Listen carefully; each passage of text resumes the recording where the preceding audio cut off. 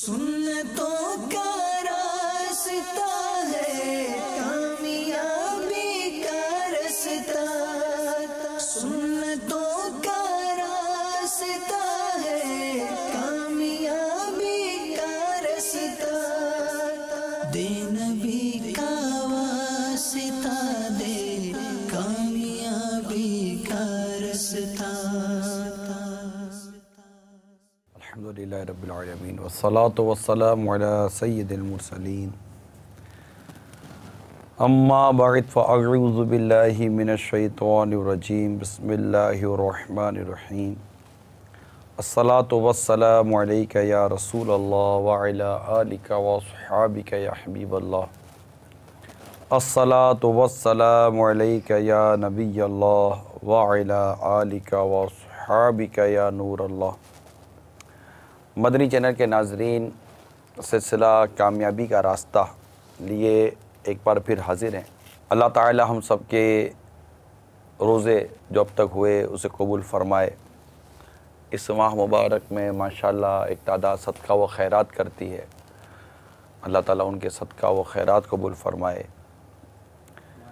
हमारी तरावियाँ नमाज़ें वग़ैरह जो उसकी करम से उसके फ़ज़ल से टूटी फूटी इबादत हो पाती है, अल्लाह ताला उसे कबूल फ़रमाए।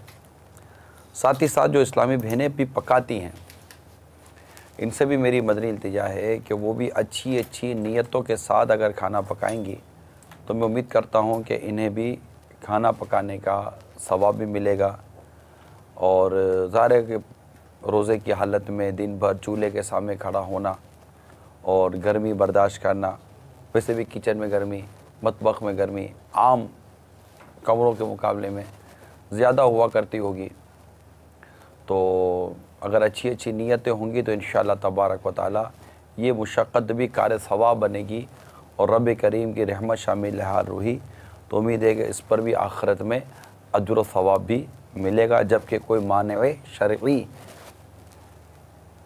ना हो इस तमाम चीज़ों के करने में। शरीयत के मुताबिक अल्लाह ताला हमें हर काम करने की तौफ़ीक़ अता फ़रमाए। हम अपने सिलसिले के शुरू में आपको ज़कात का निसाब बयान करते हैं। आइए सबसे पहले देखते हैं कि आज के ज़कात का निसाब क्या है।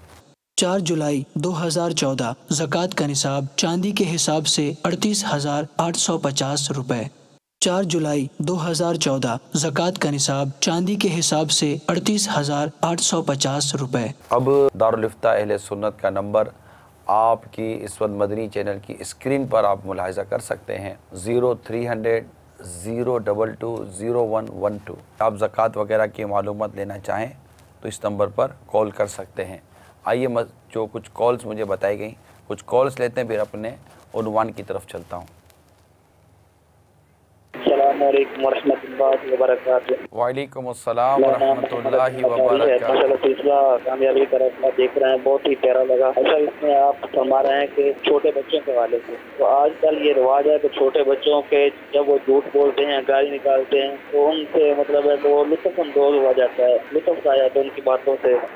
ऐसे जो लोग करते हैं झूठ बुलवा के या किसी बड़े को गाली दे देते तो लुत्फ़अंदोज़ होते हैं, ऐसों के बारे में क्या वज़ीफ़ फरमाते हैं, कुछ तरबियत फरमा दे। जज़ाकल्लाहु खैरा। अस्सलाम वालेकुम वरहमतुल्लाहि वबरकातुहू। बच्चों से गालियाँ दिलवाते हैं, ये मेरे लिए एक नई बात है। अगर ऐसा है तो अल्लाह की पनाह, ये अजीब व गरीब घर होगा जिसमें बच्चों से यूँ गालियाँ दिलवा देते होंगे, या फिर ऐसी मतलब कि कोई नाजेबा जुमला कहलवा लेते होंगे, उसको हम गाली कह देते होंगे, लेकिन हम नहीं जानते।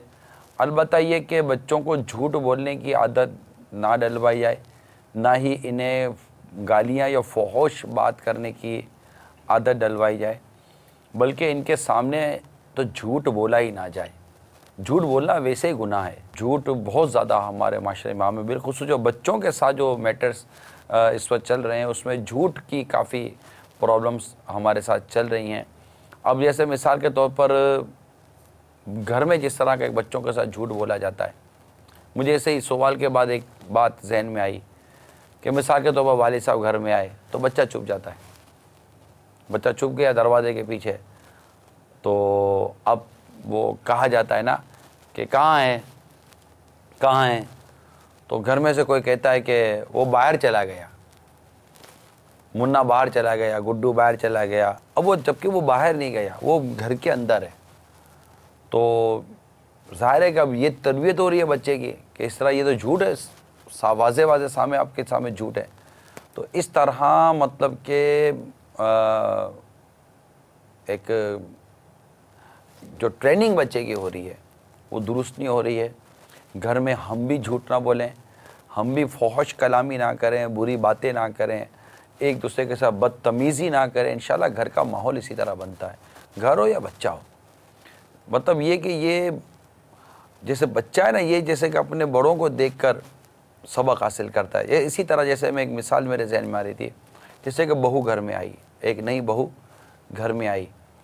अब जब नई बहू घर में आई तो जैसे अब ये अपने शौहर को फॉलो करेगी ना, स्पेशली शुरू के दिनों में होता है। तो ये अब वो देखेगी कि जो मतलब जो शौहर हैं ये अपनी माँ के साथ कैसी बात करते हैं, अपने वालिद के साथ कैसे बात करते हैं। शुरू में ये अपना माइंड बना कर आई होगी कि इस तरह रहना है, मुझे इस तरह रहना है। एक होता है हर, ये तो मैं नहीं कहूँगा कि कोई औरत घर तोड़ने के लिए शादी करती है, हर औरत चाहती होगी कमोबेश, मैं यही गुमान तो यही करूँगा कि जिसका घर चले तो ऑटोमेटिकली उसमें कन्वर्ट हो जाती होगी और वो भी उसी अंदाज को इख्तियार करती होगी। अगर उस शौहर का अंदाज़ माँ बाप के साथ बदतमीज़ी करने का है, अबे तबे करने का है, बात ना मानने का है, माज़अल्लाह माँ बाप की और भाई बहनों की ग़ीबतों चुगलियों में पड़ने का है, तो वो उसका असर कबूल करती है और वो भी आहिस्ता आहिस्ता उसके माँ बाप और भाई बहनों के साथ इस तरह का रवैया इख्तियार कर लेते। फिर घर में लड़ाइयाँ होती हैं, तुम्हें क्या ज़रूरत है मेरे माँ बाप के साथ तरह बात करने की, भाई बहनों के साथ बात करने की। अब इसमें इतनी तो ज़रूरत है नहीं कि ये बोल सके कि मैंने तो आपको भी इसी तरह देखा था, आगे पीछे चल पड़ी हूँ। तो अगर वो एक महज़ब अंदाज में होगा और बेटा मतलब माँ बाप के आगे बड़ी अदब से बैठा होगा, माँ बाप के आगे बदतमीज़ी नहीं करेगा, जी अम्मी करेगा, जी अब्बू करेगा, और इस तरह की जब वो जी भाईजान बहनों के साथ बड़े अदब और एहतराम के साथ बात करेगा तो वो समझ जाएगी कि इस घर का माहौल ये है। मैं गालिबन समझा पा रहा हूँ, नहीं समझा पा रहा मैं नहीं जानता, मेरा टॉपिक नहीं था, अब ये मौजूद चल पड़ा ना कि ये घर का माहौल ये है, वो समझ जाएगी।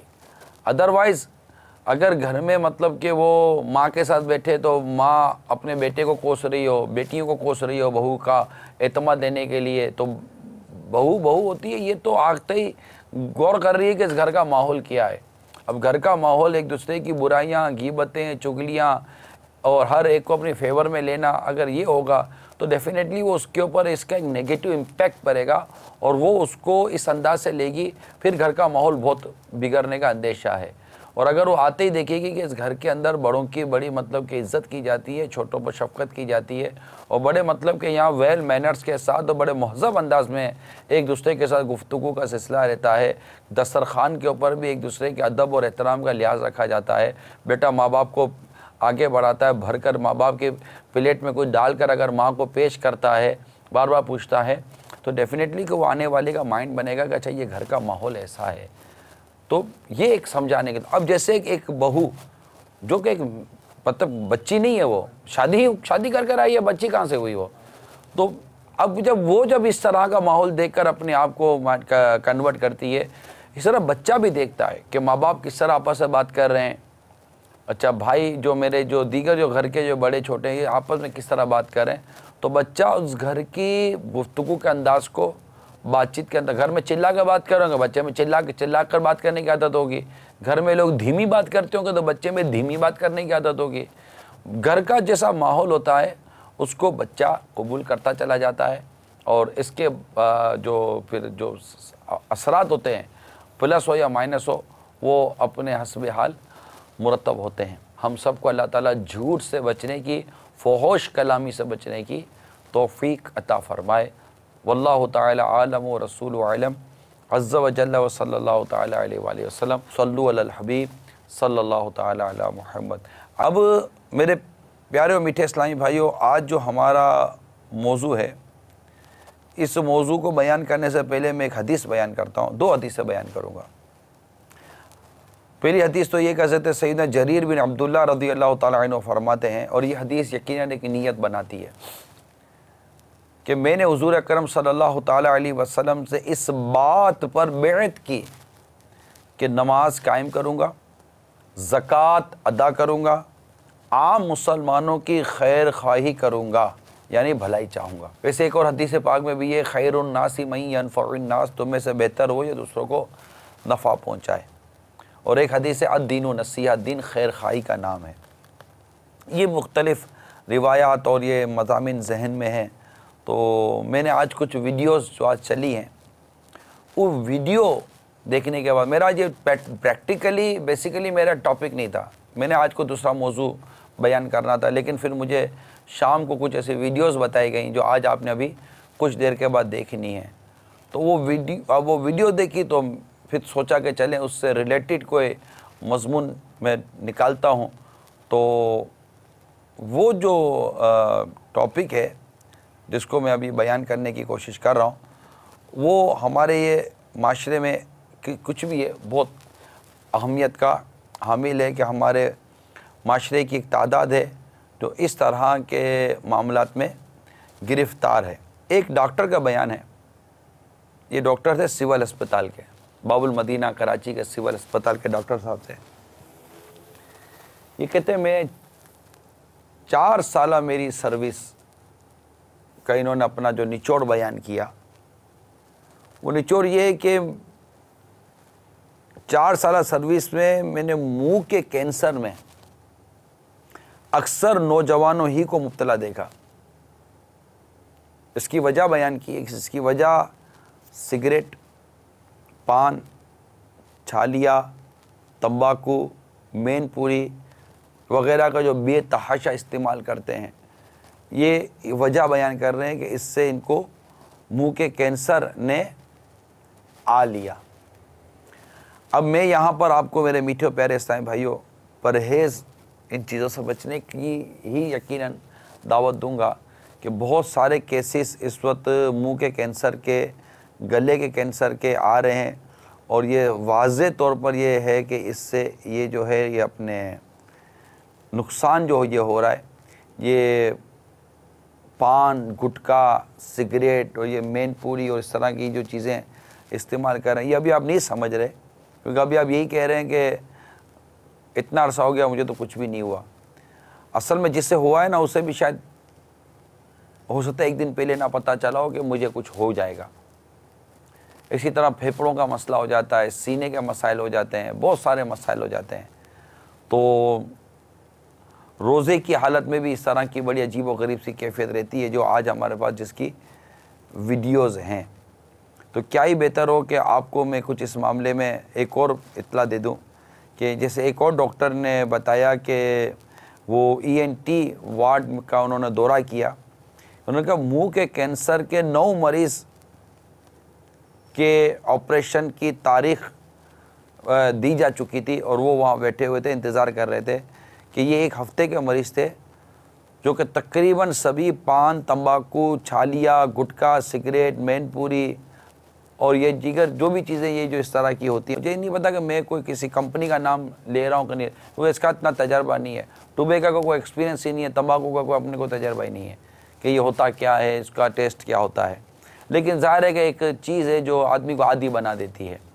उम्मन इसको लोग नशा कहते हैं, उर्फ़ी नशा। मुझे कहा भाई ये उसको उर्फ़ी नशा कहते हैं, ये वो शरई उस नशे के काम में नहीं आती चीज़ें। मतलब ये कि ये भी एक मतलब अशिया इस तरह की कहलाती हैं। तो इससे कभी वास्ता पड़ा नहीं, अल्लाह ताला की करोड़ रहमत है। और जिनका वास्ता नहीं पड़ा है, अल्लाह ताला करे कि कभी इनका वास्ता ना पड़े। हो सकता है कि इस वक्त ऐसे कई इस्लामी भाई और घर के अफराद इस सिलसिले में शामिल हो जो इस आदतों में मुब्तला हों। किसी के माँ बाप रंजीदा होते होंगे कि उनके बच्चे उनके सामने खाते पीते होंगे। बाज़ हैं महज़ब घराने, इन मायनों का महज़ब कह रहा हूँ कि उनमें अभी इतनी तमीज़ और इतने मैनर्स हैं कि कम से कम अपने माँ बाप के सामने गुटखा नहीं खाते, अपने माँ बाप के सामने सिगरेट नहीं पीते। लेकिन ये ख़ुद देखें कि ये अपनी जान के साथ कितना खेल रहे हैं। अरे आप जब उठकर गए तो एक फील तो होता है ना कि ये बेचारा क्या करने के लिए जा रहा है, तो एक अंदाज़ हो जाता है कि क्या करने जा रहा है। तो पीछे वो माँ बाप का दिल कुर रहा होता है। क्या आपको आपके माँ बाप ने इसलिए परवरिश करके इतना बड़ा किया कि आप अपनी इस जान को सिगरेट के नाम पर जलाएं, अपने सीने को बर्बाद करें, अपने फेफड़ों को बर्बाद करें, अपने पैसों को बर्बाद करें, अपने मुंह को बर्बाद करें, अपने मतलब के गालों को आप सड़ाएं, अपनी ज़बान को आप सड़ाएं और मुंह का कैंसर, माज़अल्लाह गले का कैंसर और तरह तरह के कैंसर। अब ये देखिए कि कैसे कैसे कैंसर, ये जो पान गुटखा वगैरह के थे, ये जो 9 मरीज़ थे, इसकी डिटेल डॉक्टर साहब ने दी। एक का नाम था नादिर खान, इसकी उम्र 17 बरस थी। नादिर खान, इसकी उम्र 17 बरस थी और इसको गले का कैंसर था। एक का नाम था असगर, इसकी उम्र थी 19 साल, इसको मुंह का कैंसर। एक का नाम था मोहम्मद अली, इसकी उम्र थी 16 साल, इससे सांस की नाली का कैंसर हो गया था। एक थे राशिद, इनकी उम्र थी 33 साल, इन्हें मुंह का कैंसर। नूर मोहम्मद, उम्र 30 साल, मुंह का कैंसर। कामरान, उम्र 25 साल, गले का कैंसर। हाजी मोहम्मद, उम्र 52 साल थी, इन्हें गिज़ा की नाली का कैंसर हो गया था। तुराब अली, उम्र 72 साल, गले का कैंसर। करीम बख्श, उम्र 65 साल, मुंह का कैंसर। अब ये 16 साल की उम्र से लेकर 72 साल की उम्र तक की मेरे पास डिटेल है, 9 मरीज़ों की डिटेल है। किसी को गले का कैंसर, किसी को सांस की नाली का कैंसर, किसी को मुंह का कैंसर, किसी को ग़िज़ाई नाली का कैंसर। अब ये जितने भी गुटखा खोर हैं, गुटखा खाने वाले हैं और मतलब ये लेते हैं, बड़े महंगे महंगे भी गुटखे लेते हैं, कोई सस्ते गुटखे लेते हैं, जो जिसकी जैसी पोजीशन, जिसकी जैसी माली हालत। तो अब ये गौर करें कि ये अब आप मुंह में लेकर बैठे हुए हैं, ना दरूद शरीफ पढ़ पा रहे हैं, ना ज़िक्र अस्कार कर पा रहे हैं। मतलब दुनिया में भी दुनियावी नुकसान तो है ही है, पैसा बर्बाद हो रहा है, यानी कोई भी इस तरह ये नहीं करेगा। अच्छा, अब जितने ये गुटखा खोर साथ बैठे हैं, इसमें बाज़ औक़ात मैच्योर्ड लोग होते हैं, शादीशुदा लोग होते हैं, आपके माँ बाप भी हयात होंगे, उम्मीद है। मैं आपसे पूछ रहा हूँ, ठीक है, आपका बेटा अगर आपके सामने गुटखा खाए तो आपको अच्छा लगेगा? जो गुटखा खा रहे हैं, जो सिगरेट पी रहे हैं, मैं उनसे पूछ रहा हूँ, जो गुटखा खा रहे हैं, सिगरेट पी रहे हैं, मैं सिर्फ उनसे पूछ रहा हूँ, क्या आपकी औलाद आपके सामने सिगरेट पिएगी? आपको या सामने नहीं पीती, ये चले, ये एक हया बाकी है। आपको पता है कि आपकी औलाद सिगरेट पी रही है, आपको पता है आपकी औलाद गुटखा खा रही है, आपकी औलाद इस तरह मतलब कि ख़तरनाक किस्म की इस तरह की चीज़ों में मुब्तला है, आपको क्या, आपके दिल पर क्या गुजरेगी? आप यही कहेंगे कि मैं बर्दाश्त तो नहीं कर सकूँगा कि मेरी औलाद ये सब करे, क्योंकि मैं मुब्तला हूँ, तो मैं कैसे अपनी औलाद को इस तरह होता देखूँगा। अच्छी बात है, आपकी ये औलाद से मोहब्बत एक अच्छी चीज़ है, लेकिन ज़रा दूसरी तरफ देखिए कि आपके माँ बाप आपको देख रहे हैं करते हुए। क्या आपको जितनी आपकी औलाद से मोहब्बत है, तो क्या आपके माँ बाप को आपसे इतनी मोहब्बत नहीं है?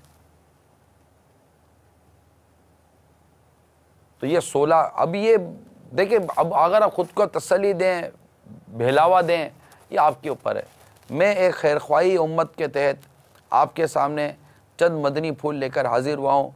और वैसे सरकार सल्लल्लाहु ताला अलैहि वसल्लम की मतलब वो परहेज़ के हवाले से आपके इरशादात मौजूद है कि बीमारी के साथ एक हमदर्दी होती है।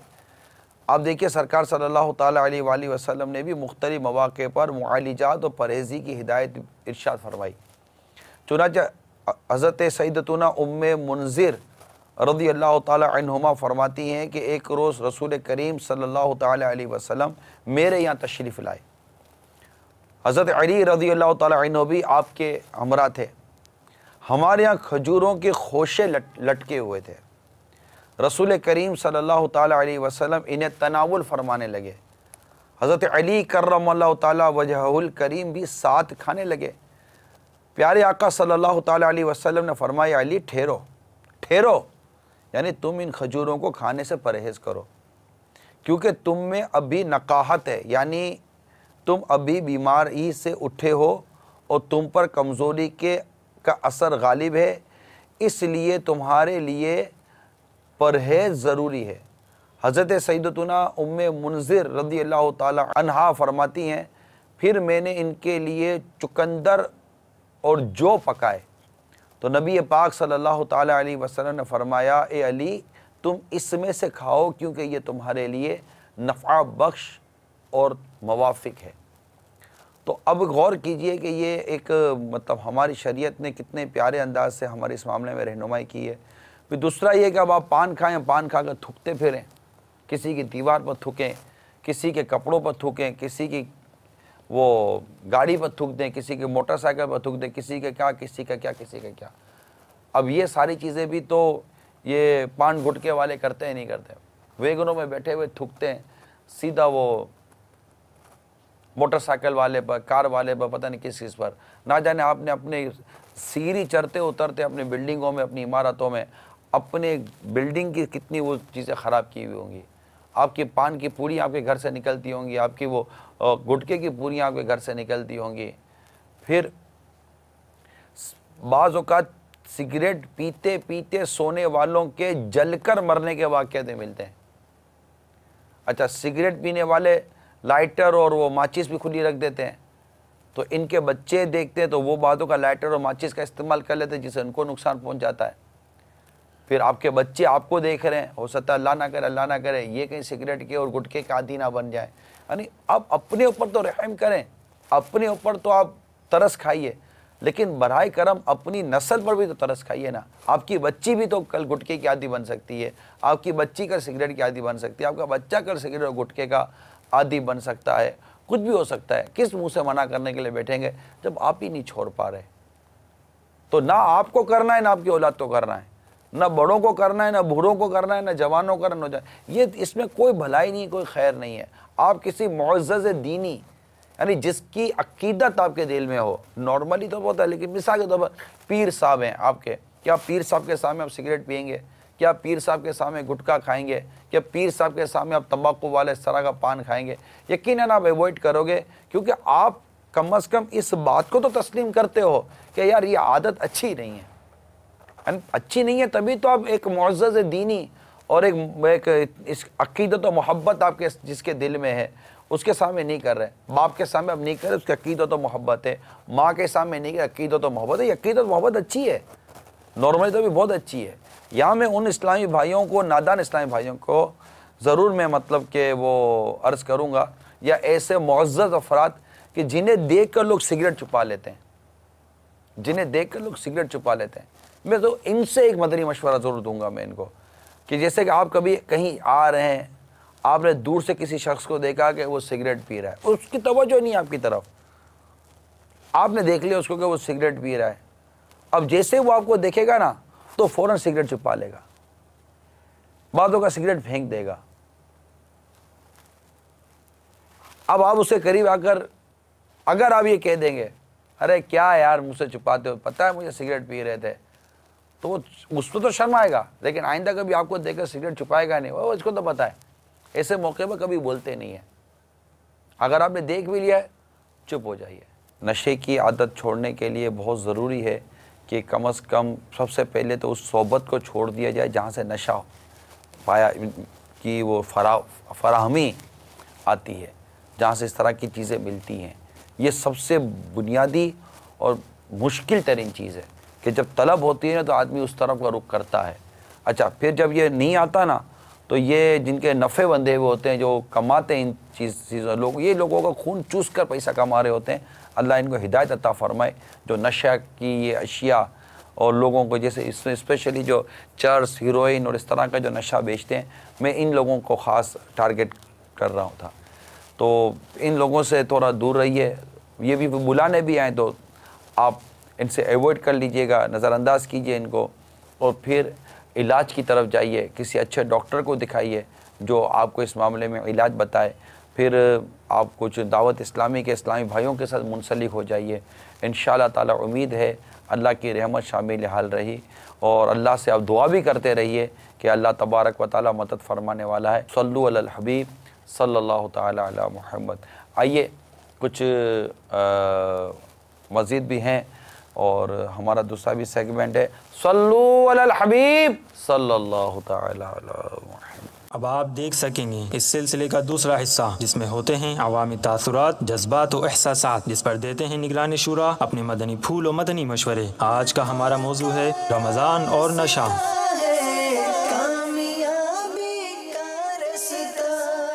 रमज़ान का महीना ऐसा है, इसमें कुदरती तौर पर सब्र मिल जाता है बंदे को। भले जितना भी मतलब नशा करता हो, सिगरेट पीता हो, सब्र एक हो जाता है। जितनी भी गर्मी हो, मतलब रोज़ा पूरा हो जाता है। हम भी सुपारी खाते, लेकिन हम तो गुजारते पूरा रोज़ा। रमज़ान का महीना होता है, रोज़ा होता है। रोज़े के अंदर बंदे को किसी चीज़ की तलब नहीं होती है, सिर्फ पान की गुटके की, बस इसी चीज़ की तलब रहती है पूरा दिन भर इफ्तारी तक। बस आप ये दुआ करवाएंगे अल्लाह ताला हमारी आदत को छुड़वा दे। जो भाई भी हमारे इस्लामी भाई खा रहे हैं पान गुटके, उन सब के लिए, सिगरेटों को पीने वालों के लिए यही होता है, उनको पान की, खाने पीने की, रोटी की, किसी चीज़ की तमन्ना नहीं होती। रोज़ों का तो उनको यही तकलीफ़ होती है कि मुझे सिगरेट नहीं मिल रही है, पान नहीं मिल रहा है, गुटखा नहीं मिल रहा है, और इसी चीज़ की तलब नहीं होती, सिर्फ इसी चीज़ की तलब होती है। असल है ना, रोज़ की आदत होती है उनकी, सुबह मॉर्निंग में इनको गुटखा चाहिए, शाम को गुटखा चाहिए, जैम चाहिए, आदत निकलती नहीं है। अब रोज़े में बहुत तकलीफ़ होती है, वो रोज़े रख भी नहीं सकते, तो उनको ख़ुद को कोशिश करना चाहिए कि वो गुटखा छोड़ दें, जैम छोड़ दें, क्योंकि उसके नुकसान बहुत हैं, कैंसर भी हो जाता है इससे।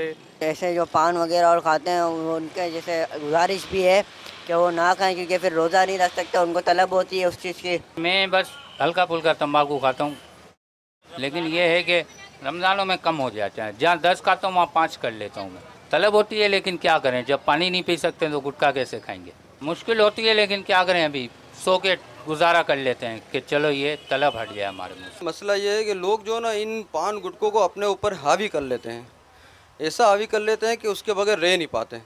अगर वो चाहें तो उसको अपने ऊपर हावी ना करें, उसके ऊपर हावी हो जाए। जिस तरह हम अपने नफ्स को, हमारी नफ्स तो बहुत कुछ चाहती है कि ये गुनाह कर लूँ, वो गुनाह कर लूँ, इस तरह हम दुनियाई मामलात के अंदर गुनाह करने के अंदर हम चाहते हैं कि हम वो गुनाह ना करें, हम अपने नफ्स के ख़िलाफ़ काम करें। तो वो चाहते हैं कि हम शैतान का साथ ना दें। शैतान चाहता है तुम सारे काम गलत करो। फ़राइज़ तो बहुत ज़रूरी है ना, ये तो हम पर फ़र्ज़ किए गए हैं, रोज़े वगैरह। हम इन पान गुटकों की वजह से हम अपने फ़र्ज़ को छोड़ देंगे तो फिर अल्लाह को क्या जवाब देंगे। तो हमें भी चाहिए कि हम रोज़ों को मुकम्मल करें और रोज़ा खोरी से बचें। ऐसे हैं जो बस जैसे कोई एक थैला बना के जेब में रख के ही घूमते हैं, जैसे इसके बगैर ये जी ही नहीं सकेंगे। मुश्किल इसलिए होती है ना कि ये लोगों ने अपने आप पे इतना हावी कर लिया है कि उसको निकालना बहुत इनके लिए मसला बनता है। रात को भी जो है मैंने देखा है मुंह में दबे हुए और सो रहे हैं, बात करते हैं तो थूक मुंह में से निकलता है, साने गले कपड़े ख़राब हो जाएँ, कोई मसला नहीं। ज़हन बन जाता है कि हमको गुटखा नहीं मिलेगा तो हम नहीं कर सकेंगे, वो करेंगे। ऐसा कुछ भी नहीं है, करना चाहे तो सब कुछ हो सकता है, मगर ना करे तो कुछ भी नहीं हो सकता है। रोज़ा है ना रख के पान वान का नशा फिर ख़त्म कर देते हैं, या फिर मगरिब के बाद मदनी इंतज़ार के माहौल से वाबस्ता होकर चलो तो इंशाल्लाह बहुत कुछ सीखने का मिलेगा। बहुत से लोग नहीं रखते, बहुत से लोग रखते हैं। यही हो गया बस सिगरेट की तलब लगती है, छालियाँ वगैरह खाते हैं तो उसकी वजह से भी होता है ज़्यादातर। नीयत अगर आपकी है तो कोई काम मुश्किल नहीं है। मैं खुद भी खाता हूँ भाई, कोई दुश्वारी नहीं होती, क्योंकि अल्लाह पाक से सबसे चीज़ों से सब्र मिल जाता है। क्या खाते हैं लोग, लेकिन गुटखे के लेवल क्या है उसका। मेंटेलिटी के लिए जो खाते हैं ना उनकी एक अलग बात है, जो ख्वाहिश के लिए खाते हैं वो छोड़ सकते हैं, मेंटेलिटी वाला कभी नहीं छोड़ सकता। वो ऐसे कई लोग हैं जो बड़ा मतलब इरादा करते हैं, इवन के माजत के साथ जो ड्रिंक वगैरह भी करते हैं, वो भी सोचते हैं कि यार इस रमज़ान में इंशाल्लाह ताला एक पक्का इरादा करते हैं। एक दोस्त ने रमज़ान से पहले तो पक्का मुझे बोला था, मगर अभी उसने बोला यार मैं तकरीबन 3 बजे तक तो रहा, इसके बाद ये मेरी हिम्मत ने जवाब दे दिया। तो ऐसा नहीं हो सकता यार कोई कि अपन पानी वानी पी सकते हो या गुटखा शायद में, मैंने कहा अल्लाह माफ़ करे, ऐसी कोई गुंजाइश नहीं है, मगर ये कि तुम फिर हिम्मत करो, फिर अल्लाह तुम्हें ताकत देगा। वो बहुत ज़्यादा जो है ना ये गुटखा और ये जो होता है ना मैनपुरी वगैरह सब, ये वो बहुत ज़्यादा, और सिगरेट, ये कि दुआई कर सकते हैं, मगर ये एक ऐसी बुरी अपने माशरे में ये एक आदत पड़ी जिससे माशी तौर पर भी नुकसान है और सेहत के लिए भी काफ़ी नुकसान है, और इंसान हिम्मत तोड़ देता है। इन वजूहात की बिना पे वो रोज़े से और नमाज से भाग रहा है। रमज़ान का मकसद क्या, हमारा रोज़ा रखने का मकसद क्या है? तकवा, परहेजगारी, हर चीज़ इसी में शामिल है ना हमारी। तो मैं भी अल्हम्दुलिल्लाह रोज़ा रखता हूँ, लेकिन गुटखा, पान, छालियाँ अल्हम्दुलिल्लाह कभी पता नहीं चला कि मुझे रोज़ा लगा है या उसकी तलब है मुझे। हम तकरीबन यहाँ पे 4 से 5 लोग हैं, तकरीबन सारे गुटखा खाने वाले, लेकिन कोई भी रोज़ा ना छोड़ता है ना उसकी हिम्मत होती है कि छोड़ पाए। अब नीयत के ऊपर है, जिसको रोज़ा नहीं रखना तो फिर वो तो एक बहाना करेगा ही किसी चीज़ का। बाकी हम भी पान खाते हैं तो हमारे को तो कोई प्रॉब्लम नहीं होती। एक्सपीरियंस ये है ना कि वक्ती तौर पे जो है ना अगर तकलीफ़ हो तो एक आधे दिन सिर्फ ये महसूस होता है। हमने अमूमन देखा है कि ये शराब पीने वाले और ये हीरोइन और ये नशा पीने वाले तो रोज़ा रखते ही नहीं है। हाँ, अगर जिसकी नीयत सही है और जिसको अपने दिल से रोज़ा रखना ही है, अब जिसको नहीं रखना तो उसके पास तो हज़ारों बहाने हैं, और जिसको रखना है उसके लिए कोई भी बहाना नहीं है, कुछ भी नहीं है। वो कहेगा मेरे को तो ये फ़र्ज़ पूरा करना है किसी भी सूरत से। हर बंदे की अपनी अपनी नशे की आदत है। अब सिगरेट वाले को ज़्यादातर तलब होती है उनको। अब हम छालियाँ खाते हैं, आदत नहीं है, अभी रोज़ा रखना है तो आदत नहीं, इतनी फील नहीं होता है, रोज़ा रख पा रहे हैं, कोई इतना वो नहीं है। आम बंदा खाली स्मोकिंग करने वाला, वो शहरी बंद करने के जब 15-20 मिनट बाकी होते हैं ना, वो फ़ौरन जो है अपनी सिगरेट जला लेते हैं। गुटखा खाने वाला वो फ़ौरन ही अपनी जो है ना खा लेंगे, ताकि जो उनका जो पूरा दिन उनके जो इंतज़ार करना है ना उनको, और जैसे उनको इफ्तारी हुई उनकी, वो कितने तो मैंने ऐसे देखा है कि नमाज़ पढ़ने की जगह पहले सिगरेट जलाएंगे, भले एकदम एक जो कश होता है या एक उसका जो जायका लेना होता है वो लिया, फिर मस्जिद में जाएंगे। कोई नमाज़ पढ़ के निकलेगा, डायरेक्ट पान वाले की दुकान पे भाई पान दो, जल्दी दो। गुटखे के आदी होते हैं और पान के आदी होते हैं, सिगरेट के आदी होते हैं, तो वो रोज़ा नहीं रख पाते। वो डरते हैं कि अब मुझे तलब होगी, मैं रोज़ा तोड़ दूंगा तो मैं ज़्यादा गुनाह करूँगा, बानिस्बत इसके कि वो रोज़ा छोड़ के और ज़्यादा गुनहगार होगा। वो ये सोचता है कि रोज़ा तोड़ दूंगा तो गुनहगार होगा, रखूँगा ही नहीं तो बेहतर है। क्या करे उसके लिए कि वो इसकी तलब से भी बचे। सल्लु अलल हबीब सल्लल्लाहु ताला अला मुहम्मद। ये मुख्तलिफ़ तासुरात आपको हमने सुनाए। हकीकत तो ये है कि जो ये कहते हैं कि हमें तो तलब नहीं होती, हमें तो नहीं, हम तो रोज़ा रख लेते हैं। ठीक है, आपको तलब नहीं होती, आपको ये नहीं होती, रोज़ा रख लेते हैं, लेकिन इसके जो नुकसानात हैं क्या इसके अंदाज़ा नहीं है आपको। तो जैसे अब इन्होंने कहा कि हम सिगरेट का कष्ट लगा कर वो मस्जिद में चले जाते हैं। अल्लाह ना करे, अल्लाह ना करे कोई इस हालत में मस्जिद में जाता है कि इसके मुंह से बदबू आ रही है, तो बदबू के साथ मुंह मस्जिद का दाखिला ही हराम है। फिर ये मस्जिद में दिल ना लगे, फ़ौरन भागो पान की दुकान पे जाना है, फ़ौरन भागो सिगरेट पीना है। और सबसे बुनियादी बात ये आपकी सेहत का कितना नुकसान हो रहा है, आपका सरमाया कितना ज़ाया हो रहा है। आप अगर अपने सरमाए पर गौर करें तो आप साल के ना जाने कोई तो हज़ारों रुपए और कोई लाखों रुपए शायद ये सिगरेट गुटखे पर खर्च कर देता होगा। बल्कि मैं तो समझता हूँ कि अगर ये पूरे साल का अमाउंट ले लीजिए तो आपके पूरे साल के अंदर एक बार उम्रा हो जाएगा, मदीना देख लेंगे आप। ये पान गुटखे सिगरेट के पैसे बचा कर तो आप देखो आप, मैं तो शायद हो सकता है कि एक बार मतलब मदीने की टिकट के तो पैसे हो ही जाएँ, और 2-4 सालों में शायद हो सकता है हज के टिकट के पैसे हो जाएँ। बात करते होंगे, इतना महंगा खाते होंगे और इतना ज़्यादा खाते होंगे, सस्ता तो ये होता नहीं होगा। कितने का होता होगा ये? 50-100 रुपये तो यूँ डाक करके निकल जाते होंगे। आजकल तो कुछ भी तो 50-100 रुपये तो यूँ ही निकल जाते हैं। तो 50-100 रुपये यूँ खर्च करते रहेंगे तो कैसे काम चलेगा? क्या मैं उम्मीद करूँ, माह रमज़ान हमारे साथ है, अल्लाह ताला की करोड़ रहमत है, एक गैप मिला है आपको कि जो रोज़ा रख रहे हैं, जो इसके आदी हैं, वो अल्हम्दुलिल्लाह मैं समझता हूँ बाबुल मदीना और पाकिस्तान के अगर औकात कार को मजमूई तौर पर देखें तो मतलब एक ठीक ठाक हो घंटे हैं आपके पास, 15 घंटे तकरीबन आपके गुजर जाते होंगे। 4-4:15 बजे से रोज़ा हमारे यहाँ बंद होता है और तकरीबन 7:30 आप ले लीजिए। चले एक मोटा एक कैलकुलेटेड में हिसाब की तरफ जा रहा हूँ, तो तकरीबन 4:15 बजे तक तो 12 घंटे हो गए, 3 घंटे और ले लीजिए 15 घंटे हो गए। तकरीबन 15-15.5 घंटे आपको मिले हैं और 15-15.5 घंटे तक आप आम दिनों में नहीं रुक रहे थे, 15-15.5 घंटे ये रुक गए। और जो तो फिर आप गौर कीजिए कि आप छोड़ सकते हैं ये। आज पक्का इरादा, पक्का अज़म कर लीजिए। जो कहते हैं ना हम रोज़ा रख लेते हैं, हम तो 4-4 5-5 आदमी खाते हैं, कोई मसला नहीं है। ठीक है, आप रोज़ा रख लेते हैं, अल्लाह तबारक व तआला आपके रोज़े को कबूल फरमाए। लेकिन मेरे मीठे मीठे और प्यारे प्यारे इस्लामी भाई, इस आदत को तो आप अच्छा नहीं ना कहते। और जो कहेंगे जनाब ये फ़लाँ वजह से नहीं छोड़ सकते, वजह कोई भी हो आप छोड़ सकते हैं। ये कोई ऐसी चीज़ नहीं है, ये आपके गले पड़ गई है, उसको उतार कर फेंक दें। ये रखने वाली चीज़ ही नहीं है, पालने वाली चीज़ ही नहीं है। कॉन्फिडेंस यूज़ करें आप, बोलो हम यूँ हैं, हम ये भी कर सकते हैं, वो भी कर सकते हैं। पान तो छोड़ नहीं सकते, सिगरेट तो छोड़ नहीं सकते, खाली खाली फोकाटियाँ मारते हैं आप, इधर उधर की बातें करते हैं कि मैं ये भी करता हूँ, मैं भी कर सकता हूँ। एक नफ्स है उसको काबू नहीं पा सकते, एक ख्वाहिश है उसको रोक नहीं सकते। और ये कोई लंबा चौड़ा भी नहीं है, ये आपको ज़्यादा देर नहीं सताएगी। ये पान गुटखा सिगरेट की जो तकलीफ है ना, वो ज़्यादा देर नहीं सताएगी। ये 2, 5, 6, 10 दिन आपको सताएगी मुश्किल से। इसके बाद तो यकीन मानिए आपकी मौज लगी हुई होगी। अब इतनी गले पड़ी हुई चीज़ है, जब इसको थोड़ा सा हटाएंगे तो वो गले तो पड़ेगी ना, थोड़ी दिन गले पड़ेगी। लेकिन आप हिम्मत तो करें, हिम्मत मर्दद मदद खुदा। अरे मैं कहूँगा अगर मुझे आज सिर्फ एक पैगाम भी मिल जाए ना, सिगरेट पीने वाले का, गुटखा खोर का, पत्ती वाली चीज़ें जो खाते हैं, इस तरह के नशे के जो आती है, एक पैगाम भी अगर मुझे मिल जाता है कि इमरान भाई बस आज से खलास, मैं समझूंगा कि मुझे यकीन माने दिल को बहुत खुशी नसीब होगी, एक राहत नसीब होगी। अल्लाह ताला आपको मदीना दिखाए, अल्लाह ताला आपको मक्का दिखाए। क्या वहाँ जाकर भी आप यही काम करेंगे? क्या वहाँ जाकर उस मुबारक गलियों में थुकते रहेंगे आप? माज़ अल्लाह कितने लोग मगरिब की नमाज जमात छोड़ देते हैं, मुझे पता है, इस पान और गुटखे और सिगरेट की वजह से जमात छोड़ देते हैं। पान गुटखे सिगरेट की वजह से। ये कितनी मतलब एक ऐसी आदत जो अल्लाह और उसके रसूल के ज़िक्र से रोकती है, मस्जिद से रोकती है, इबादत से रोकती है, रियाजत से रोकती है, इतनी उसके अंदर माज़अल्लाह खराबियाँ हैं। तो इसको पालने का क्या तुक बनता है?